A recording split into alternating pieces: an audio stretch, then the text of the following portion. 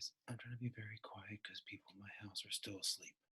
I understand people are going to be having trouble with pedigrees. So I want to just do a quick run by on how to find the genotypes of individual people. All right? So here's what we know is I'm not going to bother picking a trait. I'm just going to say any trait, this person has it. All right? In this case, dad up here has the trait we're looking for, so he's filled in.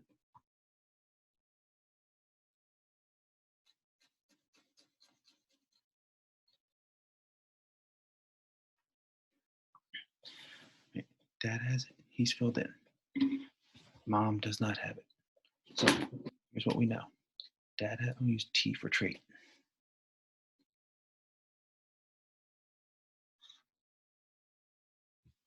Now we don't know if it's dominant or recessive, right? So right now I'm just assuming dominant, big T, and we don't know what the other allele is. Because if it's dominant, you only need one. Right? This could be dominant, this could be recessive. We don't know. And mom does not have the trait. We don't know yet. Not enough information. Looking at the kids,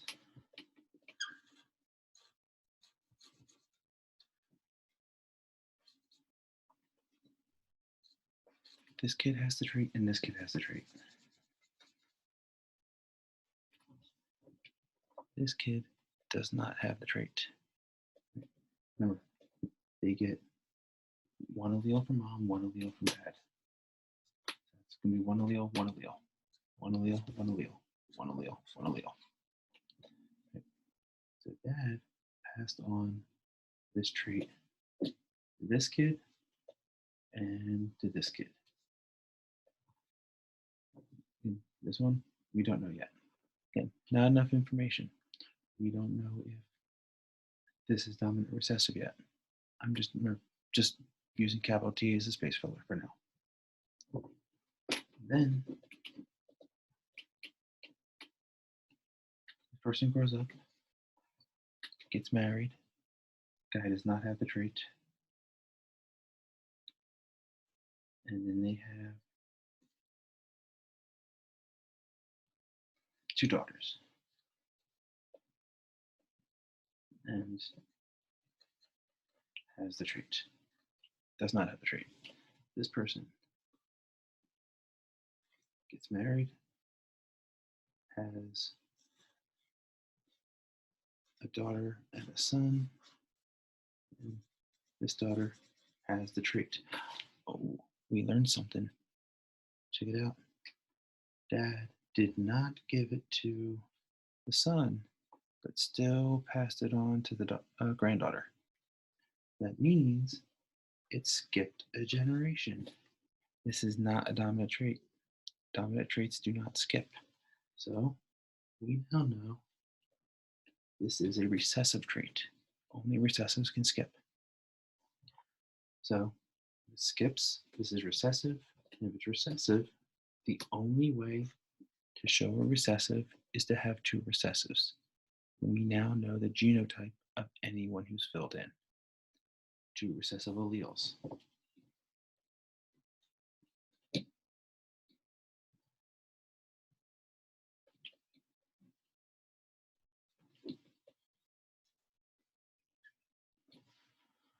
Right. We now know this person's trait because, well, part of it. So yeah, we know it because if this person gave a recessive allele to their daughter, they must have the recessive allele hidden in there, but they're not filled in. They do not show the recessive trait. They're showing the dominant trait. So they must be dominant. Same thing here. They got this recessive trait is here, so this recessive trait must have come from that parent. Recessive. Oops. Try it again. Dominant and recessive. Dominant trait because they're not showing the recessive trait, so they must have a dominant, but recessive because they gave a recessive to their kid. So dominant and recessive. this kid. They're not filled in, so they have the dominant trait. Because we're only filling in the recessive in this case. So they have a dominant, and we don't know. Right? If this parent gave the dominant, what did this parent give? Another dominant or a recessive? We don't know. If they gave a dominant, this person would be dominant and not filled in. If they gave the recessive, this person would still be dominant and not filled in. Right? So same deal. We don't know. Not until this kid has kids and maybe grandkids. So we are going to put, okay, we're doing an angle, a question mark. That's perfectly acceptable. Sometimes you just don't know until they have kids. Over here, same deal. This person has a recessive. They got one from mom.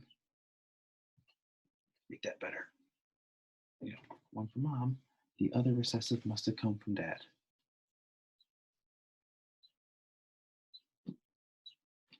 Yeah. And we know that dad must have a dominant because he's not showing the recessive trait. In order to show the recessive trait, you need two recessives. This person's not showing it, but they did pass one on, so they must only have one. And same thing here as over here.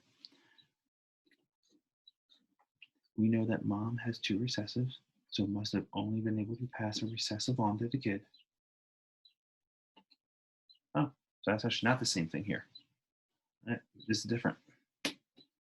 And not showing the trait, so dad must have passed on the dominant. So we do know this person. Right, so we don't know this person. Not until they have kids. So that's 3 generations. That's all I'm asking for your project, but maybe you felt like doing a 4th generation. This person grows up, is married, has kids. We know that this person is showing the dominant trait. We don't know what this one is though. Right? And in your project, I'm asking you to do Punnett square of a breeding pair. Maybe that you know this person is dating somebody, but they don't have kids yet. Feel free to use that pair. But let's say that they do have kids. Right? 2 boys. And again, nothing's filled in. So we know that they have the dominant traits here.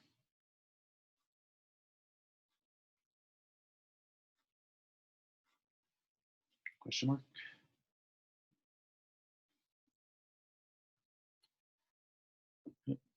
But we still don't know what those are. You know, maybe there's a recessives. Maybe this person is heterozygous, this person's heterozygous, and maybe these are both heterozygous. We don't know. Kind of hard to tell. 2 heterozygous people could have heterozygous babies. They could also have completely dominant babies, right? Let's say that this person passed on the dominant trait and this person passed on the dominant trait, then this person would be 2 dominants. But let's say this person is heterozygous, just making this up. This person could have passed that on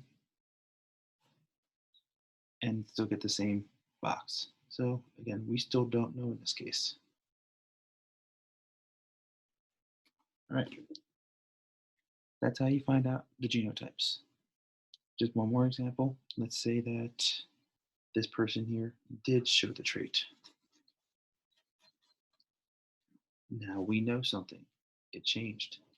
It means this person is homozygous recessive, which means they had to get 1 recessive from mom and 1 recessive from dad. With the kids, we learned the parents. Now this person, we still don't know. Again, same deal. Got big T from one of the parents. The other parent, we don't know which one they passed on. Either one will get the same result. So this is still a question mark. Right? You don't always know what someone has until they grow up and have kids. Sometimes you can figure it out, sometimes you can't. And we figured out because they skip generations that this is recessive.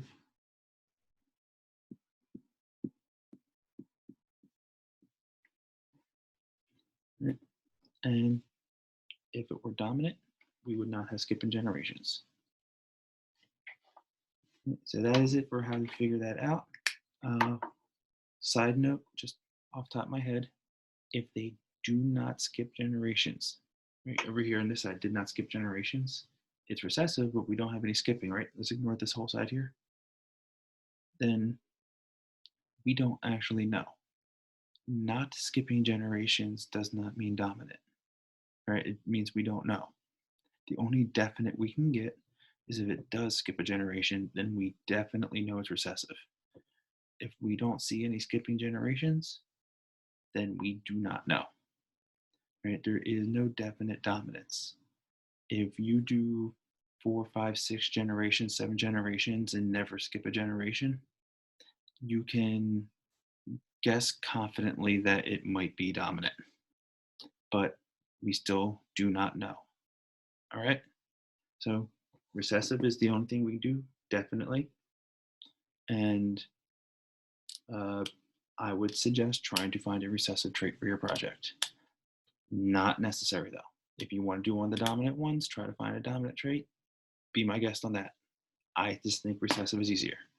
Good luck on the project. If you have any questions, email me, Google Classroom message me, find me on my Zoom office hours.